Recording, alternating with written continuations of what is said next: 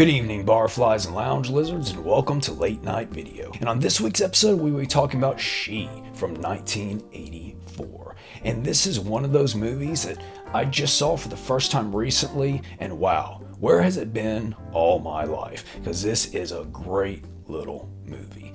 And it's basically a fun, lighthearted, post-apocalypse movie. But at the same time, it's also kind of a quest film. And it really feels like a teenager's RP session.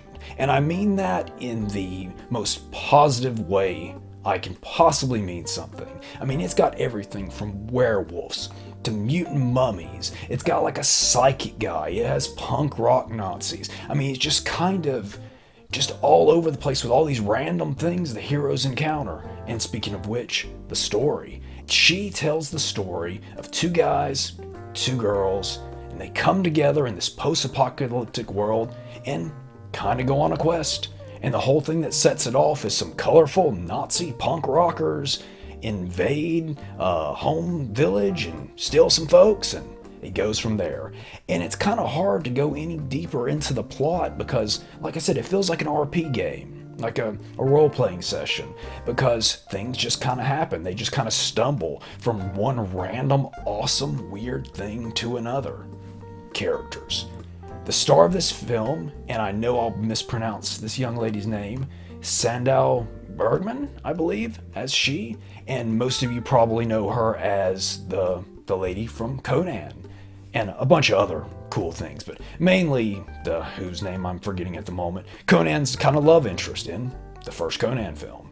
And then we have David Goss as Tom, who's kind of like, I guess, the straight man of the film, kind of the male lead. Then there's his buddy Dick, played by Harrison Mueller, that's kind of comic relief, kind of the more lovable scoundrel-esque character that, most movies or YouTube channels need to have. Effects are pretty good. The mutants are nice and crusty. The werewolves are nice and fuzzy. It's got a great set design. You just kind of look to it. As I said, it's a very light-hearted take on the post-apocalypse. They clearly, they took it seriously in the fact that they made and put out a great film, but they just wanted a fun look at the apocalypse, and that's exactly what it was.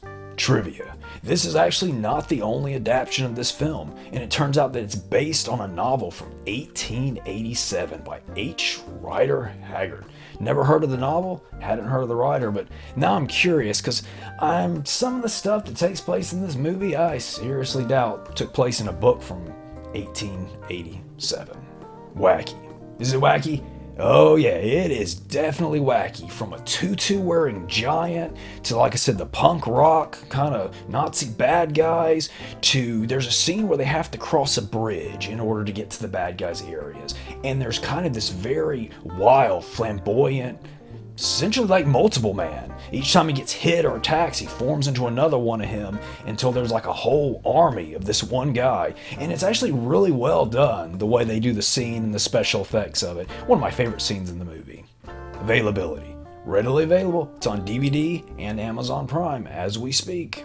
Rating. I give it 4.5 mummy mutants out of 5. Like I said, very fun movie. And if you dig that post-apocalypse, but don't necessarily want a serious post-apocalyptic kind of film, you just want to chill out and have fun and maybe imagine you're watching a D&D session from your youth, or, well, probably not D&D because of the futuristic stuff, a GURPS section. A GURPS session. That's not an easy thing to say. GURPS session. And I bet all those S's are sounding really good on the mic right now, huh? A GURPS session from your youth. You'll dig it. I recommend this one. Well, then again, I'm doing a review of it. I wouldn't review something I didn't recommend. We don't do things like that around here. And that's all the time we have for this week. Please like, comment, subscribe, keep it wacky. Wow.